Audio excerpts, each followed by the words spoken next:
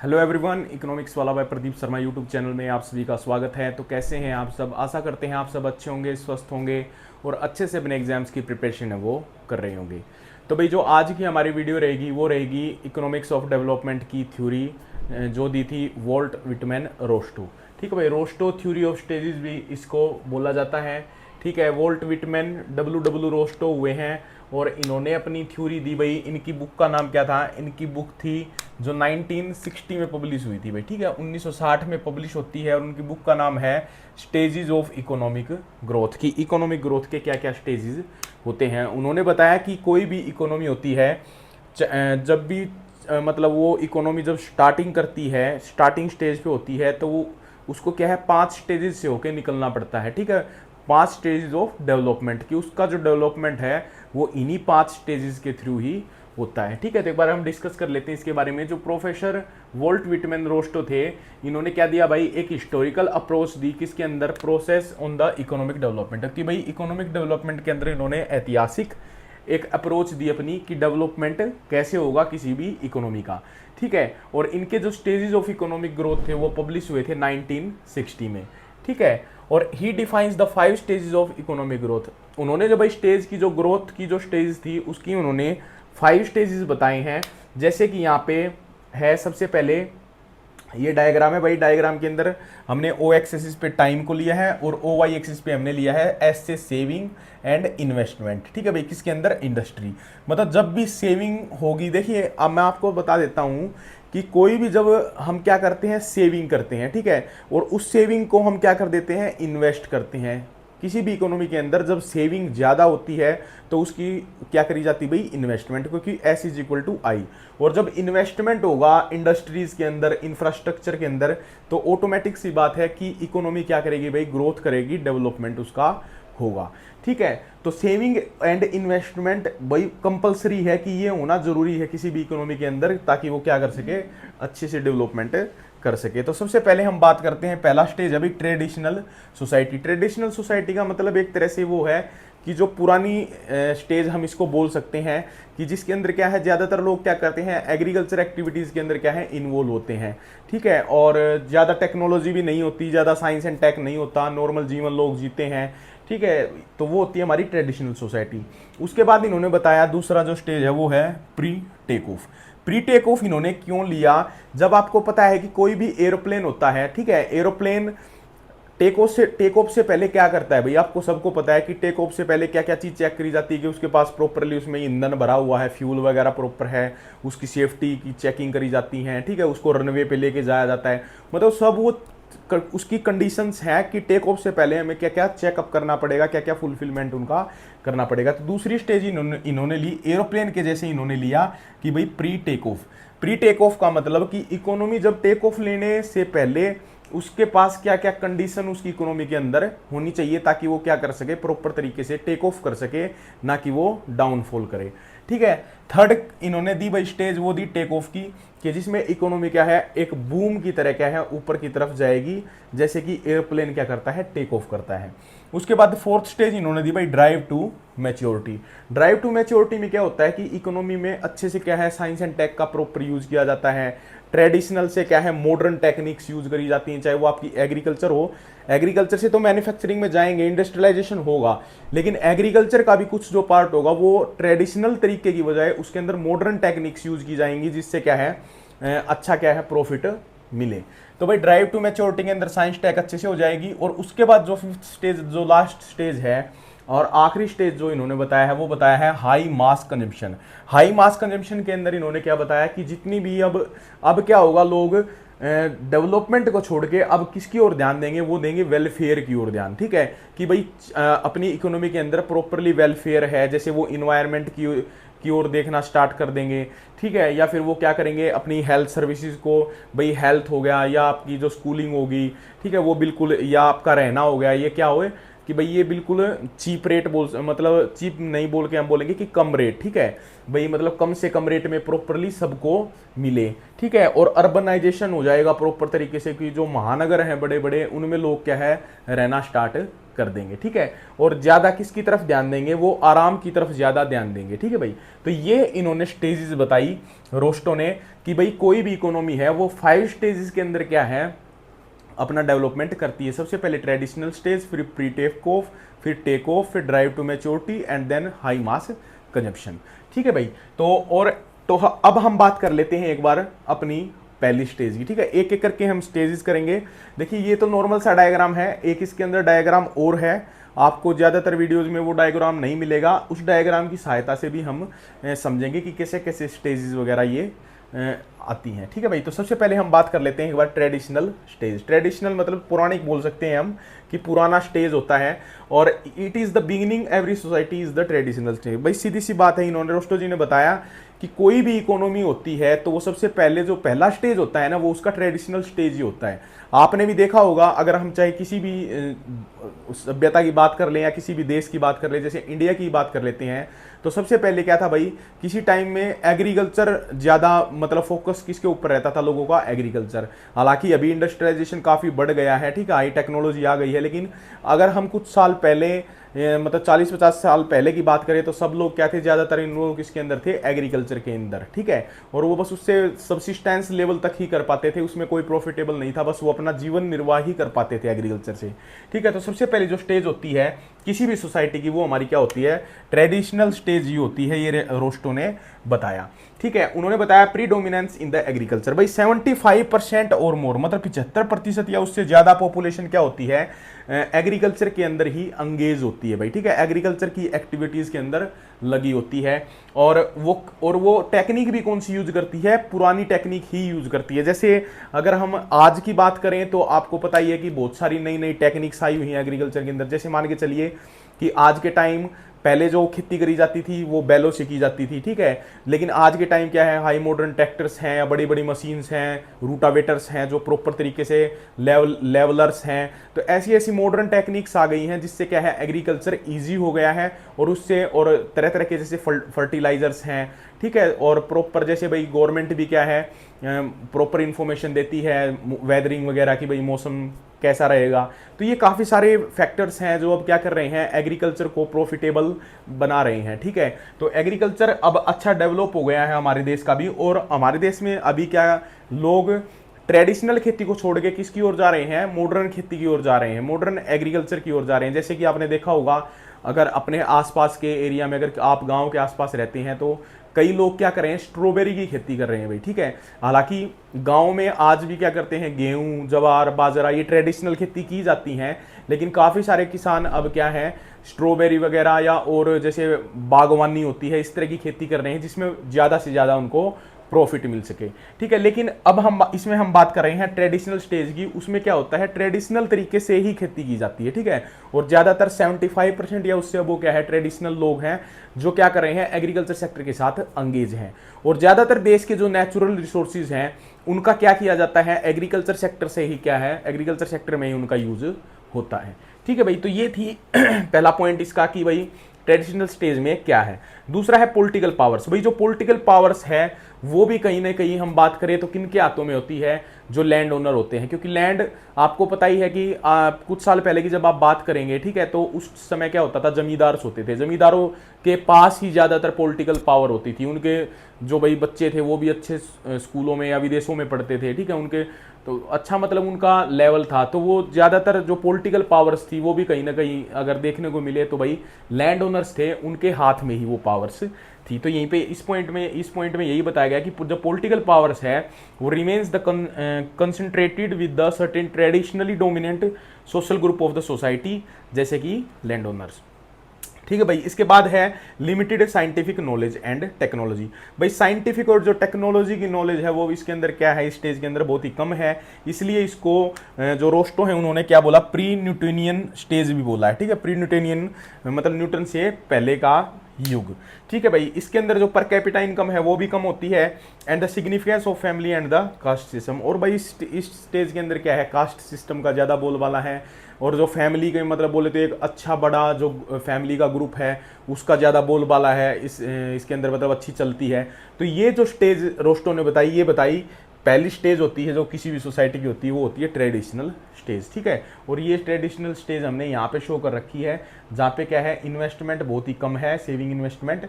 ठीक है भाई, तो ये हमने कर लिया ट्रेडिशनल स्टेज। अब हम बात करेंगे प्री टेक ऑफ की, वो देख लेते हैं भाई एक बार।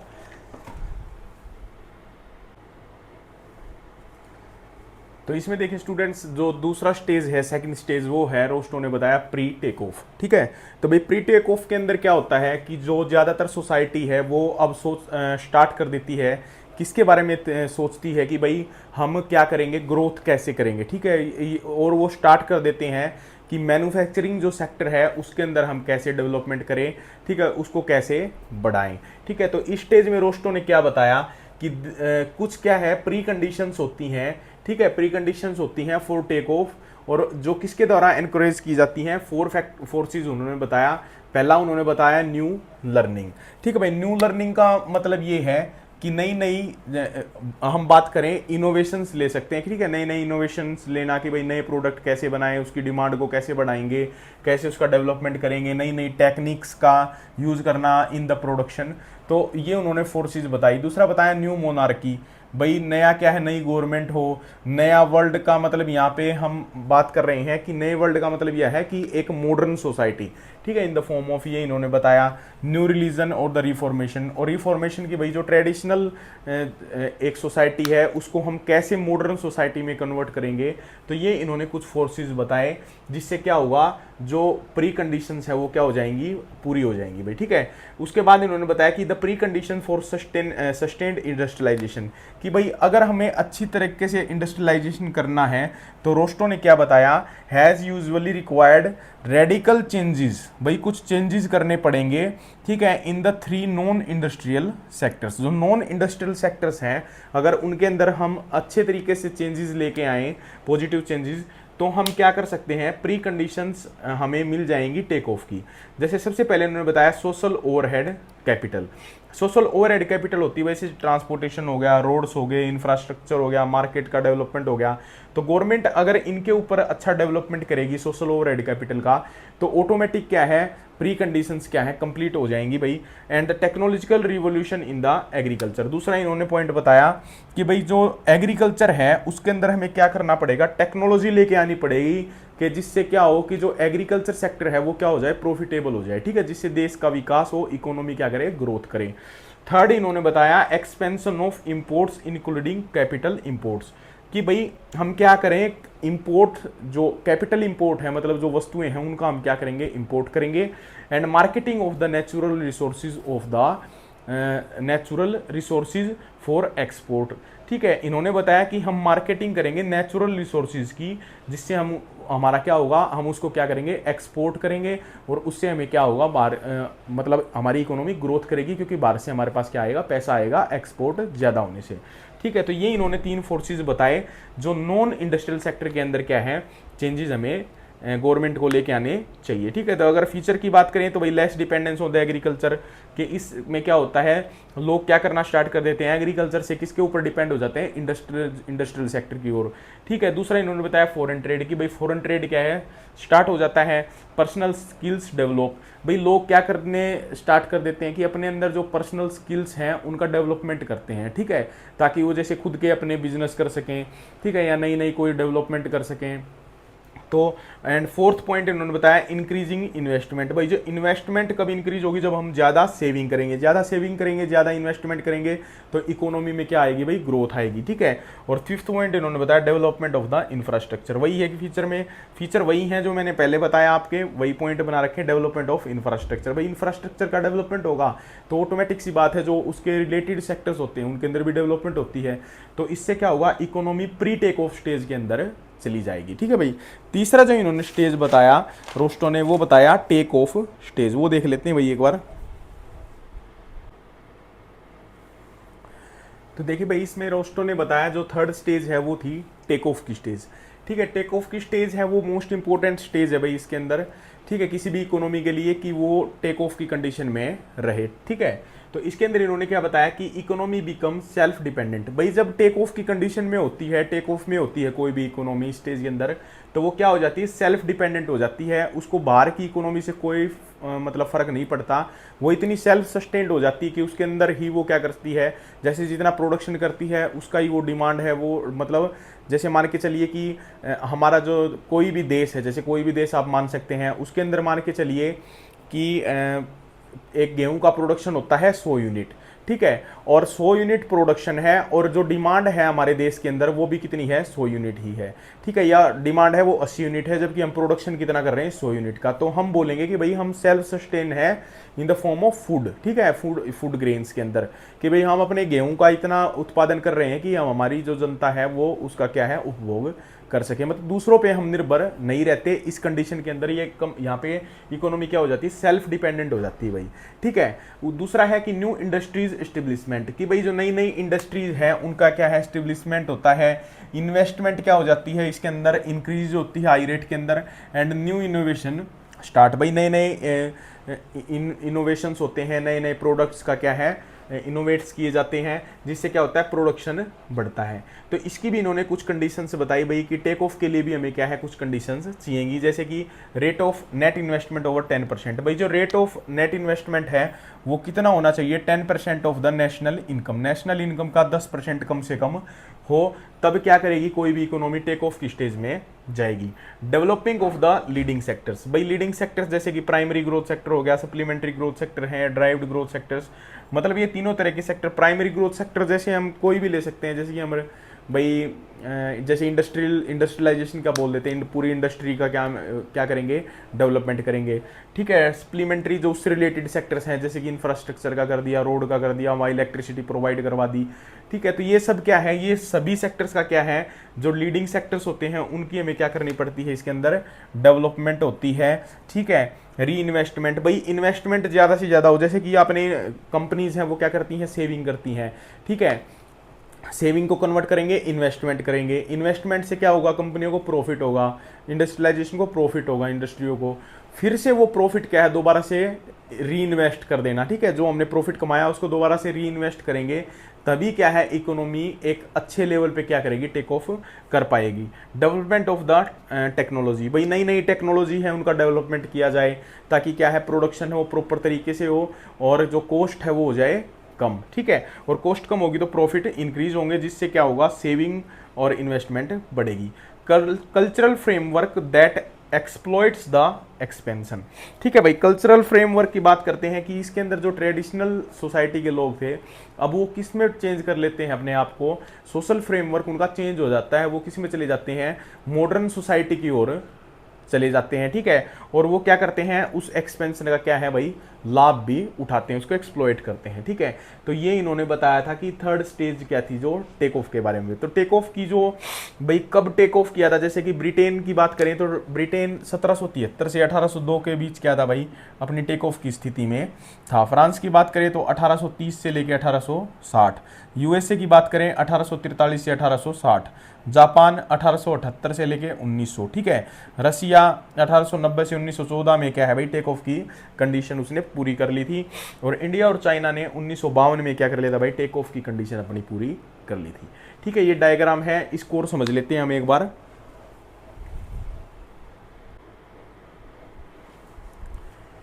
तो इसमें देखिए भाई, जो डायग्राम हमने बनाया है, ठीक है, ये डायग्राम शो कर रहा है, अब तक हमने क्या है, 3 स्टेजेस ऑफ इकोनॉमिक ग्रोथ देख ली है जो रोस्टो ने बताई। ट्रेडिशनल सोसाइटी, दूसरा हमने देखा precondition of take off, और थर्ड स्टेज हमने समझी टेक ऑफ, ठीक है। तो ये जो डायग्राम इन्होंने बनाया है, इस डायग्राम में देखिए सबसे पहले जो ओ एक्स एक्सिस पे हमने क्या लिया है, एनएनपी। एनएनपी मतलब हमने यहाँ पे net national product, national income ले ली भाई, ठीक है।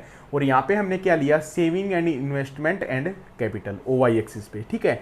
अब हमारा जो ओ एस आपको एक लाइन दिख रही होगी, ये क्या है, ये सेविंग लाइन है भाई, ठीक है। ये सेविंग को क्या कर रही है, डिनोट कर रही है, सेविंग शेड्यूल लाइन इसको बोलेंगे ओ एस को, ठीक है। और जो आपको ये कर्व दिख रहे हैं K0 Y0 K1 Y1, ठीक है। जैसा मैं आपको बता रहा हूँ ना, सिर्फ आप वैसे ही अपना ड्रॉ करेंगे डायग्राम। सबसे पहले O Y O X axis पे बनाएंगे हम। ओ एक्स एक्सिस पे हम लेंगे नेट नेशनल प्रोडक्ट और यहाँ पे लेंगे हम सेविंग, इन्वेस्टमेंट एंड कैपिटल। एक हम ओ एस क्या करेंगे, ये 45 डिग्री पे नहीं होगी, ये थोड़ा डाउनवर्ड होगी, ठीक है। और ये हमारी क्या होगी, सेविंग शेड्यूल लाइन। फिर हम दो पैरेलल कर्व बनाएंगे जो थोड़े क्या होंगे, स्टीपर होंगे, K0 Y0 K1 Y1। ये कौन से कर्व हैं भाई, ये कर्व हैं जो हमें क्या बता रहे हैं, कैपिटल आउटपुट रेशियो के बारे में बता रहे हैं, ठीक है। ये कैपिटल आउटपुट रेशियो है, ये बताऊंगा क्या होता है। और यहाँ पे जैसे K0 Y0 और K1 Y1 हमारे क्या है, कैपिटल आउटपुट रेशियो हैं। OK0 अपॉन के OY0, देखिए OK0 और अपॉन के OY0, ठीक है, इज इक्वल टू किसके बराबर होगा, OK1 अपॉन के OY1।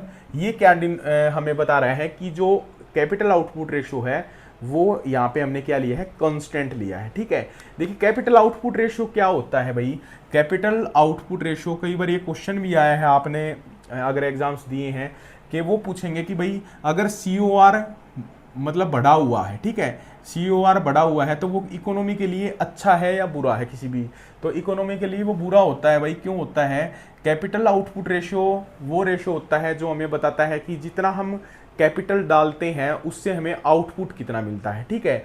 जैसे कि अगर हम बात करें कि हमने इन्वेस्टमेंट करी भाई 100 रुपए की, ठीक है, और उससे हमें क्या मिला, उससे हमें आउटपुट मिला 50। तो इसका मतलब क्या है, अगर हम यहाँ देखें तो ये वैल्यू आ गई 2, कैपिटल आउटपुट रेशियो। दूसरी कंडीशन ये है कि कैपिटल हमने लगाई थी 100 रुपए की हमने इन्वेस्टमेंट करी और हमें उसका आउटपुट कितना मिल गया, 400, ठीक है। तो इसका मतलब अगर इसको जब हम करेंगे तो ये आ जाएगा 0.25। तो कैपिटल आउटपुट रेशियो तो यहाँ कम तो है, लेकिन ये क्या है, किसी भी देश या इकोनॉमी के लिए अच्छा होगा, क्योंकि इसमें क्या है, जितना हम इन्वेस्टमेंट करते हैं, जितना हम कैपिटल डालते हैं, हमें उससे आउटपुट है वो कहीं ज़्यादा मिलेगा। तो मतलब जितना ये कम होगा कैपिटल आउटपुट रेशियो, उतना ही देश की इकोनॉमी के लिए अच्छा होगा भाई, ग्रोथ के लिए, ठीक है। ये आपको समझ में आ गया होगा कि कैपिटल आउटपुट रेशियो क्या होता है, ठीक है। यहाँ तक आपको समझ में आ गया। अब हम बात करते हैं TY0 अपॉन के Y0 Y1।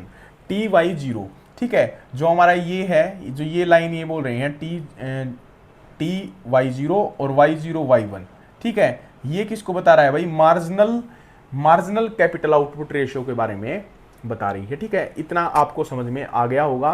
तो ये जो शो कर रहा है भाई, ये कंडीशन है, ठीक है। तो इसका मतलब क्या है कि हम इतना इन्वेस्टमेंट कर रहे हैं, मतलब हम इन्वेस्टमेंट कितना कर रहे हैं, हमने इन्वेस्टमेंट किया TY0, ठीक है, और हमें आउटपुट, क्योंकि आउटपुट तो यही ले रहे हैं ना हम, इनकम कितना बड़ा, इन्वेस्टमेंट हमने इतनी करी, इनकम हमारी इतनी बढ़ रही है, इनकम ये बढ़ी, ठीक है, और इनकम हमारी बढ़ रही है Y0 Y1, जिसको हम ले रहे हैं मार्जिनल कैपिटल आउटपुट रेशियो।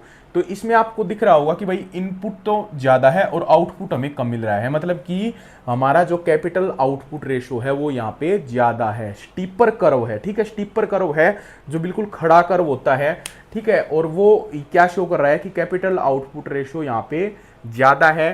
तो ये हमारी कौन सी स्टेज के बारे में शो कर रहा है, ये प्री टेक ऑफ स्टेज के बारे में यहाँ पे बता रहे हैं। To start with the society has very flat saving rate, जो सेविंग रेट होता है ना वो भी क्या होता है, काफ़ी फ्लैट होता है। And the steep COR capital output ratio का हो वेरी स्टीप होता है। और ये कंडीशन हमारी कौन सी है भाई, प्री टेक ऑफ की कंडीशन है, ठीक है।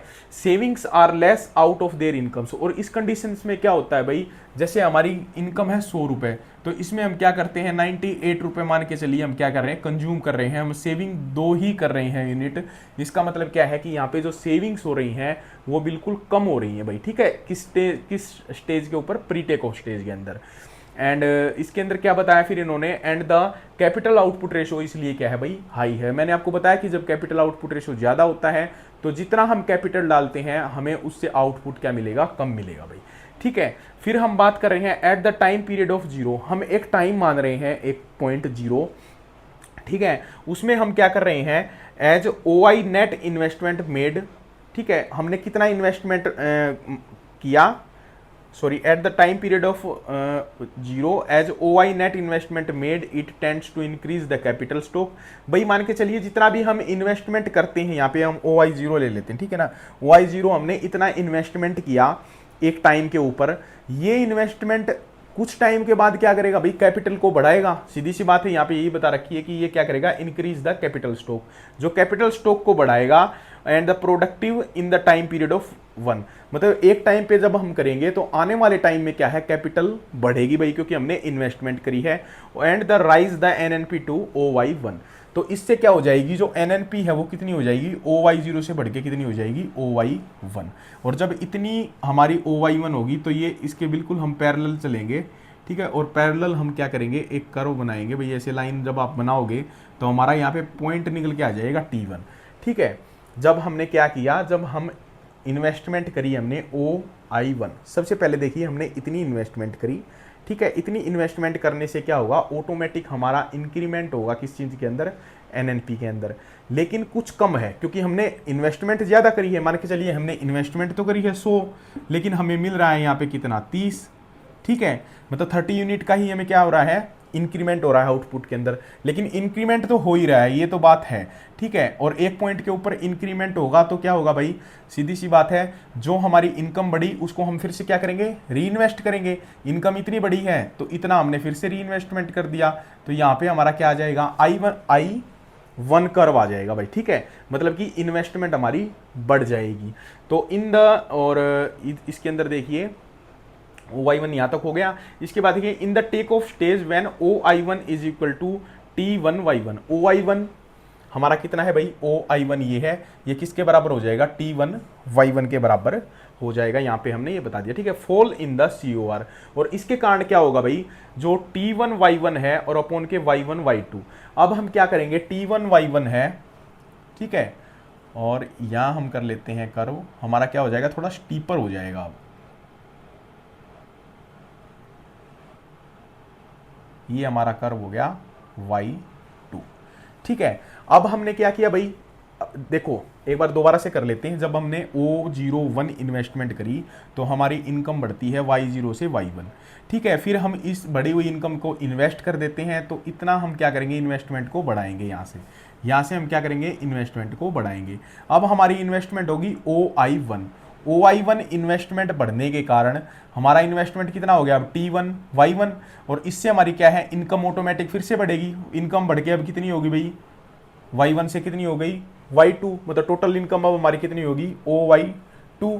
और जब OY2 इनकम होगी, ठीक है, तो CR, अब आप ध्यान से देखिएगा, ये अगर 100 है तो लगभग 100 ही हम क्या कर रहे हैं, हमारी क्या है, आउटपुट निकल के यहाँ पे आ रहा है। इसका मतलब क्या है कि कैपिटल आउटपुट रेशियो अब क्या हो रहा है, कम हो रहा है, जिसके कारण ग्रोथ क्या है, बढ़ रही है। तो अब यहाँ से जब इसको जब हम ऊपर लेके जाएंगे यहाँ तक, ठीक है, तो इससे आपको पता चलेगा भाई कि लगभग हमारी इन्वेस्टमेंट फिर से क्या है, बढ़ जाएगी, और हमारी इन्वेस्टमेंट हो जाएगी यहाँ पे I2, ठीक है। और फिर से क्या होगा, फिर से अगर आप इसको कर्व को आगे ऐसे ऐसे लेके जाएंगे तो ऐसे ऐसे बढ़ के, मतलब ये प्रक्रिया है ना, ऐसे ही बढ़ती चली जाएगी।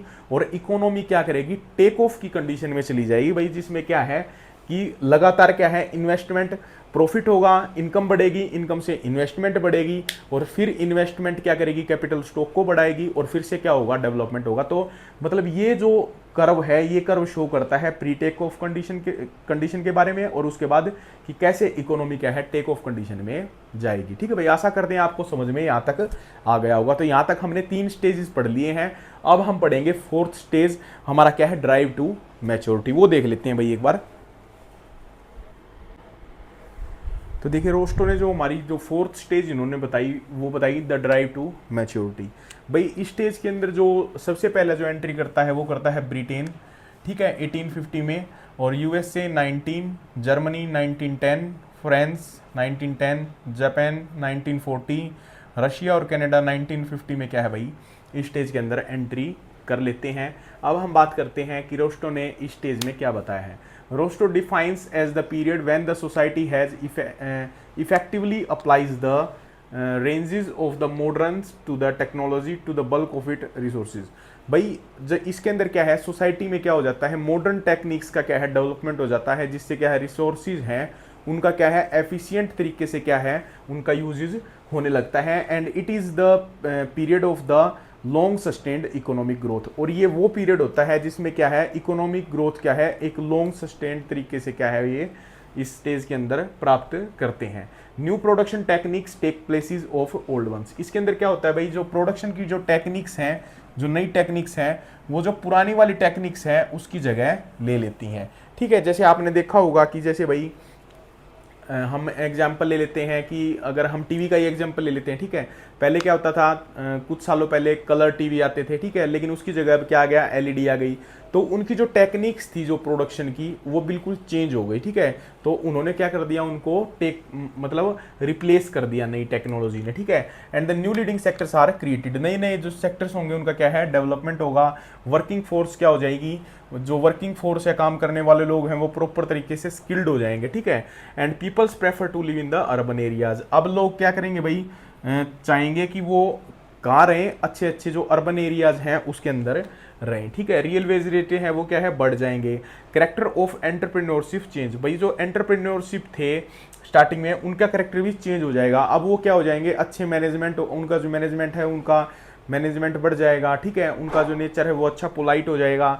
उनका जो वर्किंग है वो क्या हो जाएगा, एफिशिएंट हो जाएगा। इसके बाद है एट लास्ट, इन्होंने बताया कि द सोसाइटी फील्स बोर्ड। और जो एट लास्ट बात ये है कि जो सोसाइटी है वो क्या है, बोर फील करने लग जाती है मिरेकल ऑफ इंडस्ट्रियलाइजेशन। क्योंकि इंडस्ट्रियलाइजेशन इतना हो जाता है, अब कोई नई चीज़ होती है तो उनको उसमें क्या है, बोरियत आने लगती है उन लोगों को, क्योंकि वो इतने आगे डेवलप हो चुके हैं। And want something new related to the future change. भाई कुछ फ्यूचरिस्टिक चेंज हो, ऐसा वो क्या करते हैं, आशा करते हैं कि देश के अंदर अब क्या है, कुछ फ्यूचरिस्टिक चेंज आए। ठीक है, तो ये स्टेज था भाई ड्राइव टू द मेच्योरिटी। अब लास्ट स्टेज रोस्टो ने जो बताया है उसका हम डिस्कस कर लेते हैं, the age of the high mass consumption.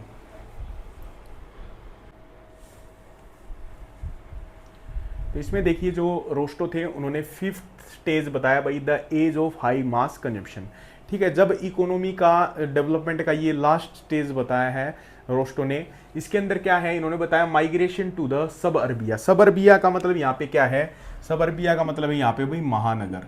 ठीक है, महानगर कि भाई बड़े बड़े क्या है, महानगर बन जाएंगे और लोग क्या वहाँ पे क्या करेंगे, माइग्रेट कर देंगे। सिटीज से भी वो क्या जाएंगे, बड़े बड़े महानगरों में रहना स्टार्ट कर देंगे। Extensive usages of automobiles. Automobiles का भाई प्रॉपर तरीके से यूज होगा, ड्यूरेबल गुड्स का, हाउस होल्ड गुड्स का। ठीक है, वेलफेयर ओरिएंटेड इकोनॉमी। जो इकोनॉमी है वो अब किसकी ओर चलेगी भाई, वेलफेयर की ओर ज्यादा ध्यान देगी। बाय कैसे, by the more equitable distribution of income, की इनकम का डिस्ट्रीब्यूशन है वो प्रॉपर तरीके से हो। By the progression tax. Progression tax भाई जिसकी ज्यादा इनकम है उस पर ज्यादा टैक्स लगाया जाए। Increase the social security. Social security है उसको बढ़ाया जाएगा। And the leisure to the working force. और वर्किंग फोर्स क्या है भाई, आराम की ओर ज्यादा ध्यान देने लगेंगे। ठीक है, to create the new commercial sectors, centres, leading sectors and the low rate of houses. भाई जो हाउस है वो लोगों को कम से कम रेट में मिले, हेल्थ है प्रॉपर मिले, इलेक्ट्रिसिटी है वो भी कम रेट में मिले, ऑटोमोबाइल्स का भी प्रॉपर तरीके से लो रेट में मिले। ठीक है, एंड कंटिन्यूड फुल एम्प्लॉयमेंट, की जो एम्प्लॉयमेंट है वो प्रॉपर तरीके से मिलता रहे सब लोगों को और कंटिन्यूसली मिलता रहे। ठीक है, कोई भी बेरोजगार ना रहे। ये इन्होंने बताया कि ऐसी स्टेज क्या कहलाती है, the age of high mass consumption. अब ये जो कुछ देश थे, जैसे भाई सबसे पहले एंट्री करती है इसके अंदर यूएसए 1920 में, ब्रिटेन 1930 में, और जापान और जो वेस्टर्न यूरोप है वो 1950 में क्या है इसके अंदर एंट्री कर चुके हैं। रशिया भी क्या है भाई इस स्टेज के अंदर एंट्री कर चुकी है। ठीक है, तो भाई ये थी रोस्टो की स्टेजेस ऑफ ग्रोथ। ठीक है, अगर आपको वीडियो अच्छी लगी हो तो भाई प्लीज़ चैनल को लाइक करें, सब्सक्राइब करें। Thank you so much. जय हिंद, जय भारत।